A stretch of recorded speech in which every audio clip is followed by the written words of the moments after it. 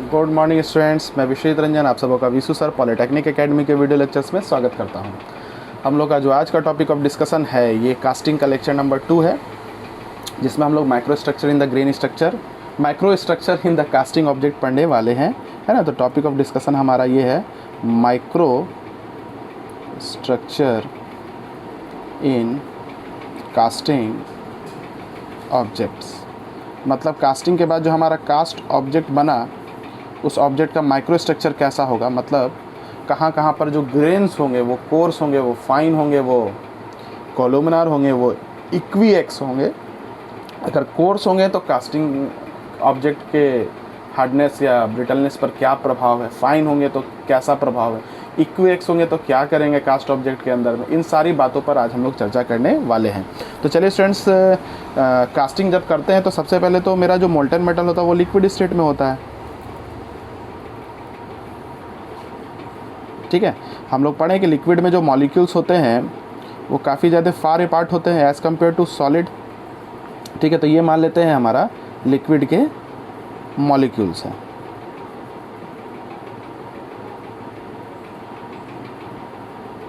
ठीक है स्टूडेंट्स। अब इन लिक्विड के मॉलिक्यूल्स के बीच के एसेस में कौन होंगे, डिज़ोल्व गैसेस। हम तो बता चुके हैं कि है ना कि मोल्टन मेटल जब लिक्विड स्टेट में होता है तो उसमें कुछ डिज़ोल्व गैसेस भी प्रेजेंट होते हैं।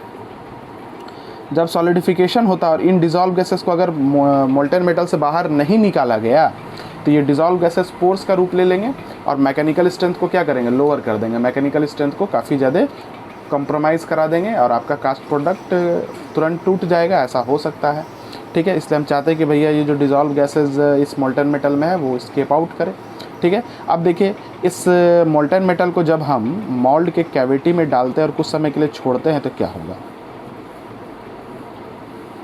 ये आपका मोल्ड है और ये मोल्ड का कैविटी है। मोल्टन मेटल को इस मोल्ड के कैविटी में हमने डाला और कुछ समय के लिए छोड़ा तो मोल्टन मेटल का हो जाएगा solidification,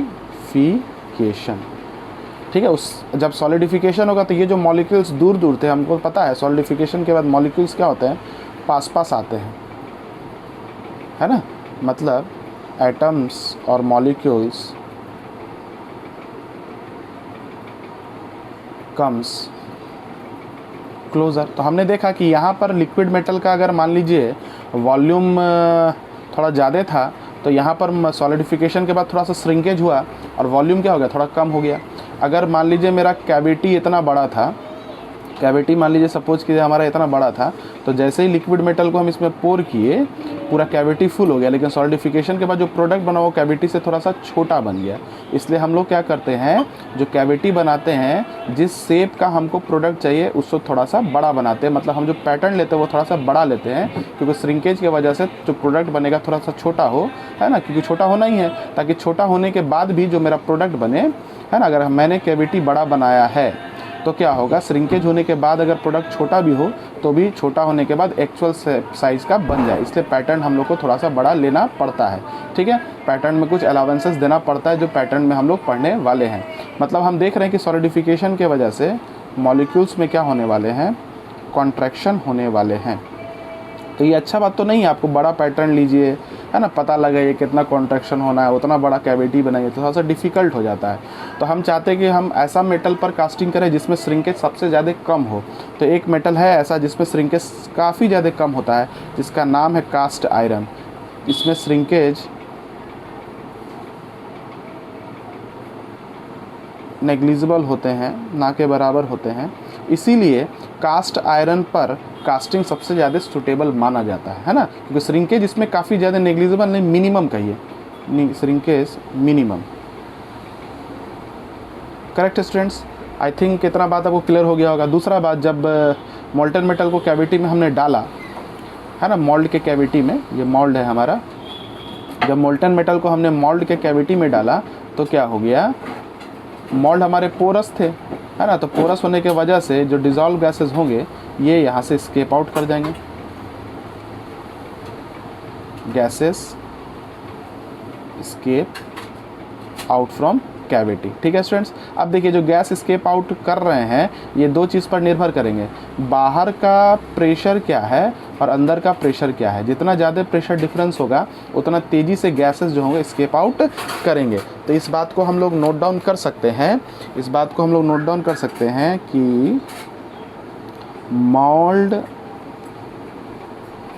material must be porous so that gas escape। दूसरी बात है जो गैस escape करने वाले हैं, gas escape depends upon pressure difference inside and outside। I think ये बात आपको क्लियर हो गया होगा। चलिए अब हम लोग क्रेन के बारे में बात करेंगे। देखिए ये मान लीजिए this is your mould and this is your mould cavity. ये आपका मोल्ड है, पोरस होने चाहिए, और ये आपके मोल्ड कैविटी है। इसमें आपने मोल्टन मेटल पोर किया, कैविटी के अंदर में आपने मोल्टन मेटल पोर किया। अब क्या होगा भैया, ये जो मोल्ड है इसके थ्रू इस मोल्टन मेटल जो कि एक टेम्परेचर टीपी पर था, टीपी पर हमने पोर किया और बाहर का टेम्परेचर मान लेते हैं, आउटसाइड टेम्परेचर एम्बिएंट टीए मान लेते हैं। तो टेम्परेचर डिफरेंस के वजह से इस मोल्टन मेटल में जो हीट होंगे वो मोल्ड के थ्रू बाहर रिजेक्ट होंगे, क्योंकि टेम्परेचर डिफरेंस तो है, पोरिंग टेम्परेचर काफ़ी ज़्यादा होता है मोल्टन मेटल का और एम्बिएंट टेम्परेचर तो उतना थोड़ा ही होगा। तो टेम्परेचर डिफरेंस की वजह से क्या होगा, हीट का रिजेक्शन होगा मोल्ड के थ्रू। ठीक है स्टूडेंट्स, अब देखिए जब मोल्टन मेटल से हीट निकल गया तो ये मोल्टन मेटल ट्रांसफॉर्म होने लगेंगे सॉलिड्स में। ठीक है, अब देखिए स्टूडेंट्स क्या होंगे, कहानी क्या है। जो मोल्टन मेटल इस मोल्ड के सरफेस के साथ कांटेक्ट में होंगे वो जल्दी कूल होंगे बनस्पत यहाँ के मोल्टन मेटल से, क्योंकि यहाँ का हीट बाहर निकलने में थोड़ा समय लगेगा और यहाँ का हीट जो है तुरंत निकल जाएगा। तो जो लिक्विड के मेटल मोल्ड के सरफेस के साथ कांटेक्ट में होंगे ये जल्दी ठंडा होंगे। जैसे ही ठंडा होंगे ग्रेन्स तो बन गया, और चूँकि ये जल्दी ठंडा हो गया मतलब यहाँ पर हीट रिटेंशन बहुत ज़्यादा समय तक रहा नहीं, और हीट रहेगा नहीं तो ये ग्रेन्स जो होंगे ग्रो नहीं कर पाएंगे। ग्रेन ग्रो करने में समय लगेगा, याद रखना है स्टूडेंट। ठीक है, तो यहाँ पर जो मेटल्स होंगे जो मोल्ड के सरफेस के साथ कांटेक्ट में होंगे वहाँ से हीट जल्दी निकला, तो जैसे जल्दी हीट निकल गया सॉलिडिफाई कर गया तो ग्रेन्स बन गया इनका। अब यहाँ पर हीट रिटेन समय के थोड़े से समय के लिए भी नहीं रह पाता है, क्योंकि ये तुरंत हीट रिजेक्ट कर देता है ना जो सरफेस के साथ कांटेक्ट में होगा, और हीट यहाँ है नहीं तो ग्रेन का ग्रो भी नहीं हो पाएगा। ठीक है, लेकिन इनके बाद जो सरफेसेस होंगे यहाँ से भी जब हीट जैसे हीट निकलने लगा सॉलिडिफिकेशन तो चालू हो गया, ग्रेन्स तो बन गए, लेकिन यहाँ का हीट जो है इनके बनस्पत थोड़ा देर के लिए रहता है, तो जिसके वजह से यहाँ पर जो ग्रेन्स होंगे वो थोड़े बड़े बड़े बनते हैं, है ना। मतलब ये ग्रेन्स एकदम छोटे छोटे बनेंगे, फाइन ग्रेन्स, और ये ग्रेन्स थोड़े बड़े बनेंगे, जिसको हम लोग कहेंगे कि हमारा कोर्स ग्रेन का फॉर्मेशन हो रहा है। कैसा हो रहा है, कोर्स ग्रेन का फॉर्मेशन हो रहा है, ये के बन जाएंगे कोर्स ग्रेन। आ रहा मेरा बात समझ में। मतलब हम ये देख रहे हैं कि डायरेक्शन ऑफ हीट फ्लो अगर ये है, this is your direction of heat flow, और ये आपका डायरेक्शन ऑफ ग्रेन ग्रोथ है। तो direction of grain growth direction of heat flow के बिल्कुल अपोजिट होता है। ये गेट में भी पूछा हुआ क्वेश्चन है और बड़ा ही इंपॉर्टेंट सवाल है जो आपके कंपटीशन में भी पूछा जा सकता है। चलिए स्टूडेंट्स, अब यहाँ तक अगर बात आ गया समझ में, तो अब यहाँ पर जो ग्रेन्स हो मोल्टन मेटल होंगे जब इनका सॉलिडिफिकेशन चालू हो तो यहाँ पर हीट इनके रिस्पेक्ट में थोड़ा देर और रहेंगे, तो जिसके वजह से यहाँ पर जो ग्रेन्स बनेंगे ये बनेंगे कॉलुमनार ग्रेन्स। और ये कॉलुमनार ग्रेन्स में एक बड़ा खासियत है, ये डायरेक्शनल प्रॉपर्टी शो करते हैं। मतलब यहाँ पर हर डायरेक्शन में मैकेनिकल प्रॉपर्टीज़ फिजिकल प्रॉपर्टीज सब सेम रहने वाले हैं, इनको बोलते हैं कॉलुमनार ग्रेन्स। और ये जो पोर्शन है यहाँ पर ग्रेन्स और बड़े होंगे क्योंकि हीट और ज़्यादा समय के लिए है। तो यहाँ पर जो ग्रेन्स बनते हैं इसको बोलते हैं इक्विएक्स ग्रेन्स। इक्विएक्स ग्रेन्स काफ़ी ज़्यादा सॉफ्ट और डक्टाइल होते हैं। इक्विएक्स ग्रेन्स ये बनते हैं आपके इक्विएक्स ग्रेन्स। ठीक है, ये मान लीजिए रीजन 1 है, ये रीजन 2 है, ये रीजन 3 है और रीजन 4 है। तो याद रखना है स्टूडेंट, रीजन 1 में फाइन ग्रेन्स बनेंगे और ये फाइन ग्रेन्स कैसे होते हैं, हार्ड होते हैं, ब्रिटल होते हैं। उसके बाद क्या बनेंगे आपके, कोर्स ग्रेन बनेंगे, है ना। और कोर्स ग्रेन जो होते हैं आप लोग जानते हैं हल्का सा हार्डनेस कम हो जाएगा, है ना, तो डक्टिलिटी की तरफ अप्रोच करेगा, डक्टिलिटी अप्रोचेस, याद रखना है। ठीक है, उसके बाद क्या है भैया आपके columnar grains. Columnar grains directional property show करेंगे, डायरेक्शनल प्रॉपर्टीज। और इसके बाद क्या है आपके इक्विएक्स ग्रेन्स। इक्विएक्स ग्रेन्स जो होते हैं ये बहुत ही सॉफ्ट और डक्टाइल होते हैं। ठीक है, याद हो गया। अच्छा, अब देखिए, it is your direction of grain growth. तो हम ये समझ सकते हैं कि डायरेक्शन ऑफ ग्रेन ग्रोथ जो होगा वो हीट फ्लो के डायरेक्शन के बिल्कुल क्या होता है, अपोजिट होता है। ठीक है, अब देखिए, अब हम लोग ये देख रहे हैं कि भैया यहाँ पर फाइन ग्रेन्स है, यहाँ पर कोर्स ग्रेन्स है, यहाँ पर कोलुमनार है, यहाँ पर इक्विएक्स है।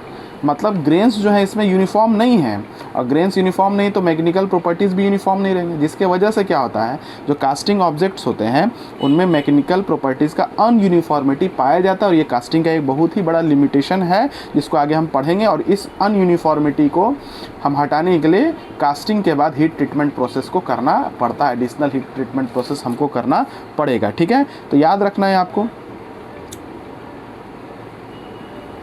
Grain size is not uniform, जिसके वजह से क्रैक्स भी आते हैं कास्ट प्रोडक्ट में।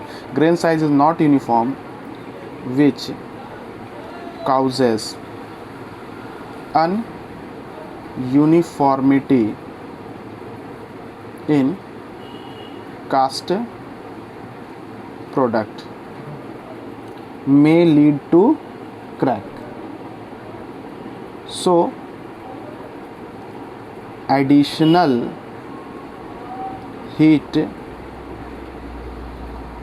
treatment process must be done. इसलिए आपको एडिशनल हीट ट्रीटमेंट प्रोसेस करना पड़ेगा।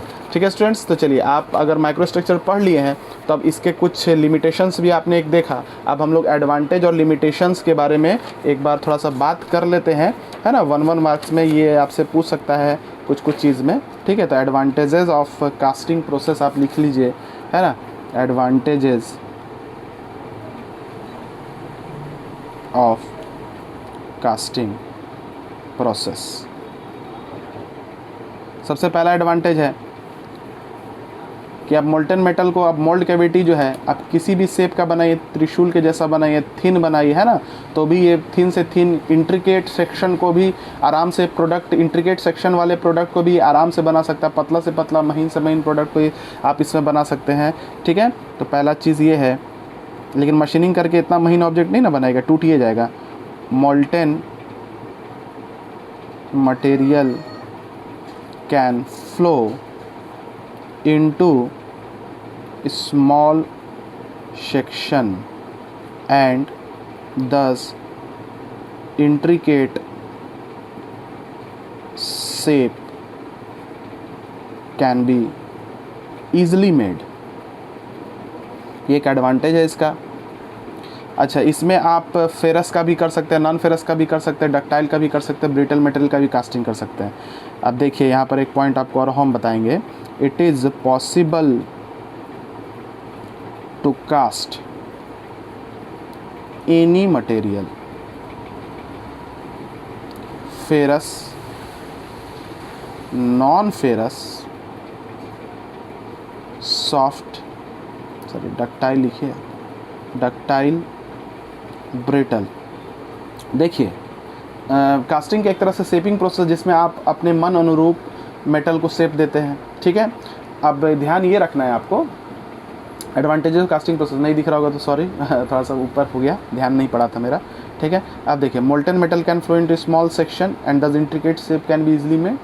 It is possible to cast any material, ferrous हो, नॉन फेरस हो, डक्टाइल हो, ब्रिटल हो, किसी को भी आप कर सकते हैं। अच्छा देखिए, शेपिंग में आप करते क्या है, डिज़ायर्ड शेप मेटल को डिज़ायर्ड शेप में ट्रांसफॉर्म करते हैं, ठीक है। अच्छा, मान लीजिए डक्टाइल मटेरियल है तो उसको आप फॉर्मिंग प्रोसेस में भी कर सकते हैं, मतलब थोड़ा सा हीट दीजिए, उनको प्लास्टिक रेंज में लेके जाइए और फिर जैसा शेप देना वैसा उसको मोड़ दीजिए, है ना, वो क्योंकि वो फॉर्मेबल मटेरियल्स होते हैं। लेकिन जो ब्रिटल मटेरियल होता है इनका प्लास्टिक रेंज होता ही नहीं है।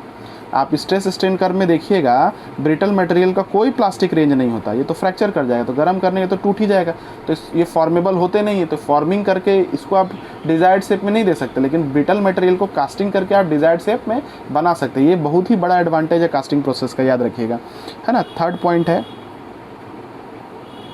जो टूल्स लेते हैं, रनर आज, ये सब बड़ा सिंपल टूल है और इनएक्सपेंसिव है नेचर में। Tools required for casting are very simple and inexpensive.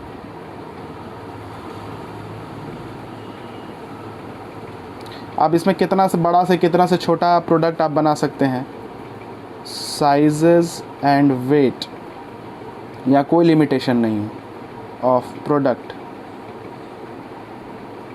is not a limitation of casting process. I think advantage आपको क्लियर हो गया होगा। अब बात करते हैं डिसएडवांटेज का।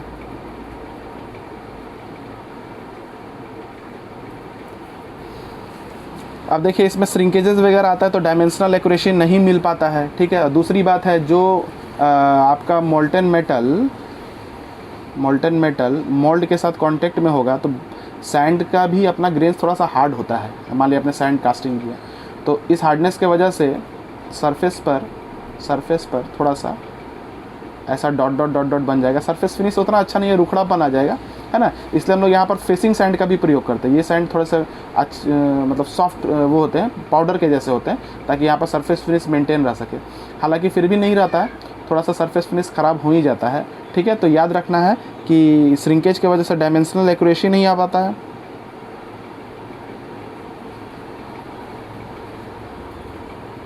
And surface finish off product is less. दूसरा पॉइंट है, आपने देखा ग्रेन्स के वजह से मैकेनिकल प्रॉपर्टी कंप्रोमाइज़ हो रहे थे, तो casting object does not have uniform mechanical properties. Grains कहीं सॉफ्ट हैं, कहीं ब्रिटल हैं, डक्टाइल हैं, हार्ड है ना। आपको अलग से हीट ट्रीटमेंट करना पड़ेगा। Some additional heat treatment is required. मान लीजिए बाहर और अंदर प्रेशर डिफरेंस बहुत ज़्यादा नहीं, तो गैसेस एस्केप नहीं करेंगे, तो गैस डिफेक्ट होने की संभावनाएं हैं। देयर इज़ पॉसिबिलिटी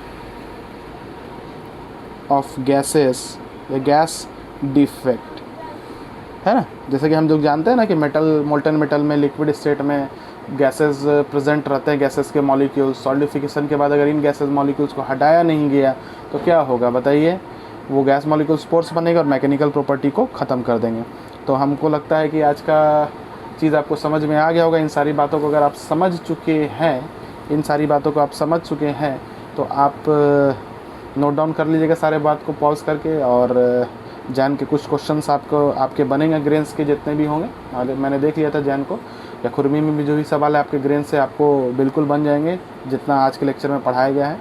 तो आई होप कि आप पूरे लेक्चर को बढ़िया से पढ़ें और बिल्कुल थोड़ा सा समय रखें।